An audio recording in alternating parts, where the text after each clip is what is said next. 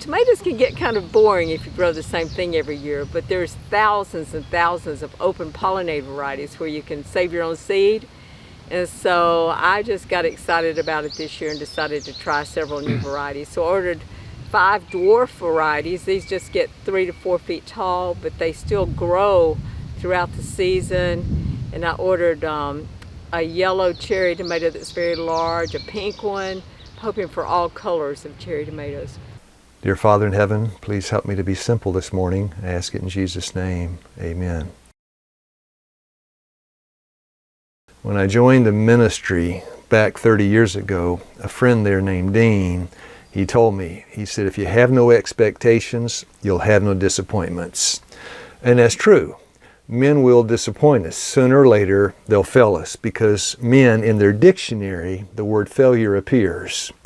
But in God's dictionary, the word failure is not there. In Psalm 62, verse 5, it says, my expectation is from God. It's true. You may be disappointed if your expectation is in men, but my dear friends, when your expectation is in God, you're never disappointed. I remember this was just 2-3 months ago. I was doing some electrical work down in South Georgia. I was installing recessed lights in a 14-foot ceiling, and all I had was an 8-foot ladder. And that 8-foot ladder even had one broken leg on it. And I thought, how am I going to do this? Because it's a cement floor. The house was built on a concrete slab. And this is the ceiling that I've been working on. And it's really tall. It's a tall building. What I had to work with was this short ladder over here. And then I needed to get to the upper part of the roof. I didn't know how I was going to do it. And as I was thinking about it, because I saved that part of the job for the last part, as I was thinking about it, I thought, well, I could kind of climb up, hold on to the rafter with one hand and, and try to put the lights in with the other. But that would be very awkward. And so I think Monday afternoon came. That was the last day. The last afternoon, I was going to tackle that part of the job. And I prayed. I said, Lord, help me not to fall off the ladder. And when I finished praying, now this house, by the way, was back in the woods, very quiet. I saw no one all week but the owner, way back in the woods, just a beautiful setting. And this truck came up. I heard it approaching, blue pickup truck. And in the back of that pickup truck was a ladder sticking out, long, tall ladder. That man came into the building, said he just wanted to kind of check out the wiring work that I was doing. And I said, friend, you got a ladder out there in the back of your truck. Well, what are you going to do with that? He looked at me, he said, why, do you need one? I said, yes. And he got that ladder out. And here's a picture of the ladder. He got that ladder out, he set it up, and he left. And I thought, this is too good to be true. Can this really be happening? And I thought about that Bible verse, Matthew 10:30. Even the hairs on your head are numbered. And what's before and after is, 2 sparrows are sold for a farthing. 1 sparrow falls. God knows all about it. You're of more value than many sparrows. And I thought, yeah. He exceeded my expectation. It almost seemed too good to be true, but I knew that it was true.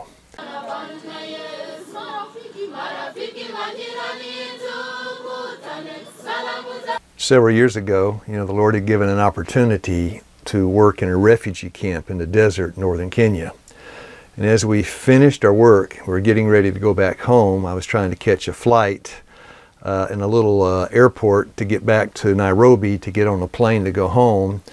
And as we were headed for the airport, well, friends, I had an experience.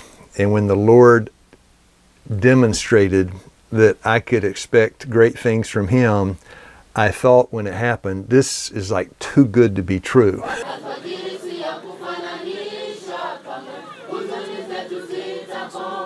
So we finished our work there. We were doing a health evangelism camp in a place called Kakuma. It's a refugee camp for mostly Sudanese war refugees in northern Kenya out in the desert. And as we were returning from Kakuma to a regional airport to catch a plane back to Nairobi, well, we had to cross the desert for 3 hours. And during that desert crossing, there were a whole lot of us in this Land Cruiser. We saw, first time in my life I saw camels running wild. So we passed by many interesting sights here in the desert. The camels surrounded the Land Cruiser, and just the beautiful sights and the sounds of desert in Kenya. It was a blessing.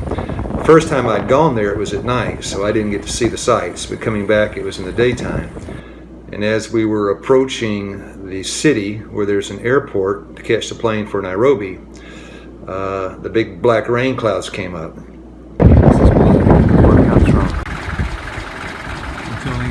And all of a sudden, the monsoon rain started again. This is our first day here, full day here, and this is what it looks like. And it was twice.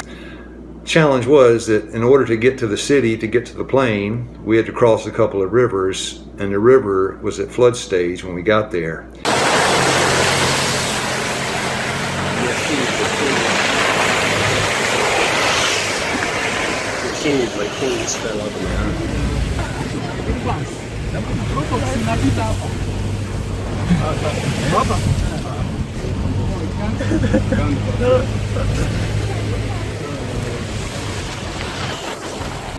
And we didn't have any time. The plane was leaving with or without us, and we couldn't cross the river. So of course, when we got there, all the cars were backed up. A car had been washed off the bridge, and it was it appeared that we would not be going home that night. What's going on? We plan to go home today, Yes. but it seems The Lord has different plans. there are different plans. Different plans are in store. Huh? Yep, it's flooded. I have something to say. Go on. When we're interviewing you, Yes. you said what mission has taught is flexibility. Yes. Practical. This is practical mission work. What? They Oh tried. man. They tried crossing. Oh man. So until it recites, then you can pass and remove that car. And then when we cross this one, there's still another road. We're sleeping Another here. river. We're sleeping here. How do you guys feel about sleeping 10 people in a Land Cruiser? We have our sleeping bags. We have our sleeping bags. This is what this is the price. We pay for service, You pay for service, and it pays well. and Huh? it pays well. It pays well. Abundantly. Take a video of that. Man, look at that. So we sat there, made our plans to sleep in the Land Cruiser, and tried to make alternate plans for maybe getting home the next day or two. Of course, I had a flight from Nairobi back to America that was leaving the next day, the next night, so I was concerned. And then all of a sudden, our driver had gotten in our Land Cruiser, and it had driven up to the river and was beeping the horn and yelling for us to get in. I looked at that driver, and I said, the Lord's about to do a miracle. He was waving for us to get in, and that was his livelihood. That was his taxi. He was a driver. He would drive back and forth to Kakuma and this town, 3-hour drive through the desert. He was waving at us to get into the Land Cruiser. We were going to cross the river. And the river's still at flood stage. So I saw him beeping and waving. I waved to the others, and we ran over, piled into the Land Cruiser. Darlene, here we are. We're packed in like sardines. Here's our honorable driver. And our driver, Simon. Sir Simon. And all the people watching, they had seen us praying as a group. The driver had seen us praying. We all got into the Land Cruiser, and off we went. I'm actually.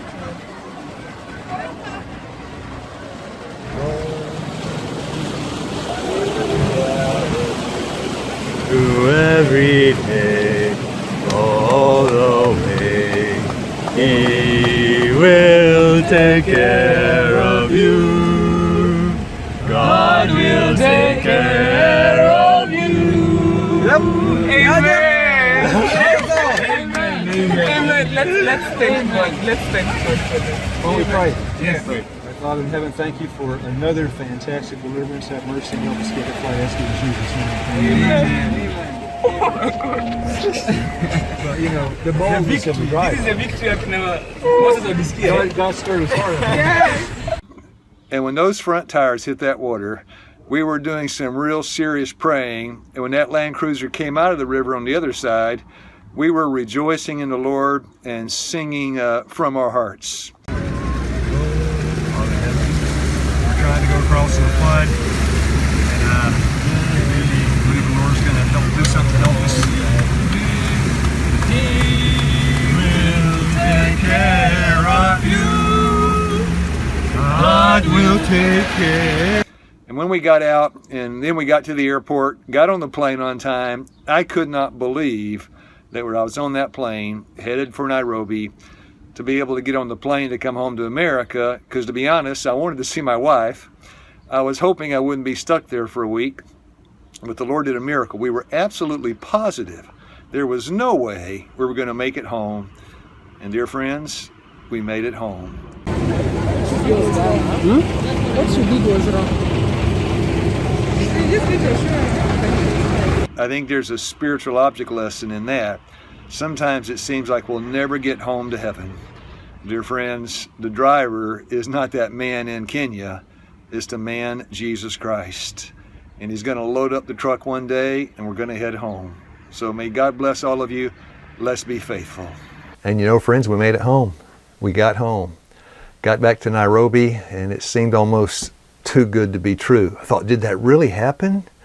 And I was reminded once again that God is with us even until the end of the world. You know, the Lord is an ever-present help in time of trouble. I mean, 1 Peter 5:7, casting all your cares upon Him because He cares for you. But it's like it's just too good to be true. But my dear friends, it is true. And when Darlene and I were working in the Philippines, it was a very hot country, very hot. So we had thin clothes on. And one time we were coming home from the Philippines, had an overnight layover in the Hong Kong airport. Now the Hong Kong airport's a cavernous place. And a lot of people, you know, sleeping on the chairs. Last flight's coming in late at night. First flight goes out early in the morning. We got in on the flight. Gonna had a next flight out, I think 10 o'clock in the morning. So we were gonna sleep in the airport. And as we were laying there on the seats, Darlene was kind of in 3 or 4 seats in front of me.